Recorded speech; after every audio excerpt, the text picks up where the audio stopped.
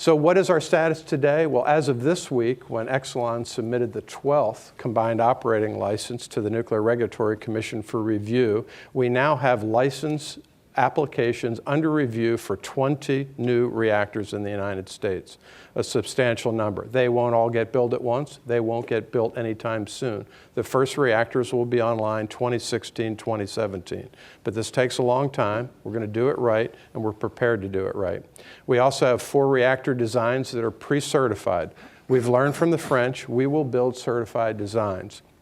We also have 3 environmental permits, what we call early site permits, already approved. In other words, those sites have already had the NRC approve the development of one of those standardized reactors at that location. So all the environmental reviews are completed. What's different today? Well, what you're seeing is a large and growing support for nuclear energy. Rather than the old days when we would have protests against building new plants, today we're having protests and rallies in support of new plants at almost every location. Why is that? Because most of the plants will be built at existing sites.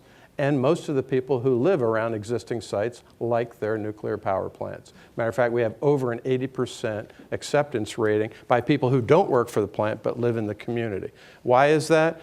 Well, you know when you're getting near a nuclear power plant, the roads and the schools are better, and that's why the people like it. We're also seeing a connection, as you've seen here today and heard today. The public gets it. They understand that we're addicted to oil. They understand we have to get off of foreign oil. And in a recent survey that was just done last month by Rasmussen, Americans identified nuclear and plug-in electric hybrids even higher than renewables for ways of getting off of foreign oil. So they're getting it. They understand that we actually need all 3 and innovative approaches to doing it. Well, why is their opinion changing? Because thought leaders have been changing their views on nuclear for some time. James Lovelock, he's the founder of the Gaia principle, who really, started really thinking about Mother Nature as being one, almost an organism in its response to things. Patrick Moore, one of the co-founders of Greenpeace, both these gentlemen are active and vocal supporters of nuclear energy. You may remember Dr. Pachauri, the chairman of the Intergovernmental Panel on Climate Change. He accepted the Nobel Peace Prize last year along with Al Gore on behalf of the Intergovernmental Panel. Just 2 weeks ago in India, speaking at one of the engineering schools there, he made the quote that nuclear energy is in fact the best option to curb carbon emissions. Maybe he was talking to the crowd, maybe it was a nuclear engineering school, I don't know, but this is pretty impressive. This guy carries some serious weight in the world. Another heavyweight, Ivo de Boer, he is the executive secretary, essentially the head of UN's climate change efforts. Last year, he made the statement he had never seen a credible scenario for reducing emissions that did not include nuclear energy. Well, this is the political season. Steve said spice it up with some politics. You all have been watching the politics the last couple of weeks, and you've seen the announcements. Of course, it's no surprise that Senator McCain is an active supporter of nuclear reactors. He actually added in the McCain-Lieberman climate bill provisions for nuclear reactors, even when it was scorned by his own party. Presidential candidate Barack Obama stated just 2 weeks ago, as president, I will find ways to safely harness nuclear power. He's also made it clear that he believes that finding ways to use nuclear power is necessary for us to meet our climate initiatives.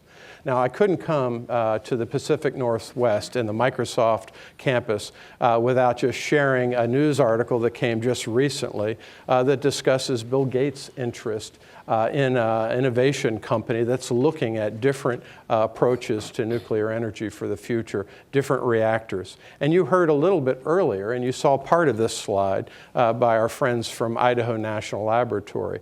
I am increasingly convinced that in the future, it's not wind or nuclear, it's not solar or fossil. Rather, it is how do we combine these applications in unique ways that will provide greater environmental benefit, less environmental impact and greater energy efficiency in their application. Whether it is a high process heat from an advanced high temperature reactor that could help extract unconventional fossil fuels like oil, shale, and tar sands, or whether it's producing hydrogen to allow for either fertilizer for biofuel factories, or it's hydrogen to allow for refining of crude oils that are of poor quality, or even coal to liquids, all with lower CO2 emissions than conventional applications?